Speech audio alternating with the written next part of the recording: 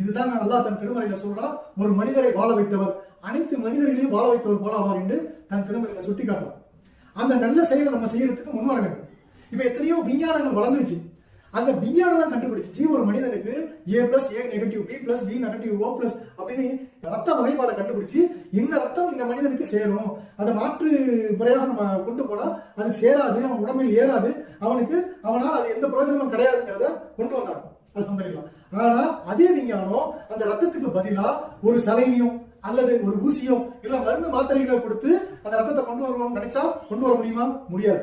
ஆனா அதுக்கு ரத்தம் தேவையை கொடுக்கறதுக்கு ஒரு மனிதனால தான் முடியும், மற்ற ஜீவராசிகளாக முடியவே முடியாது.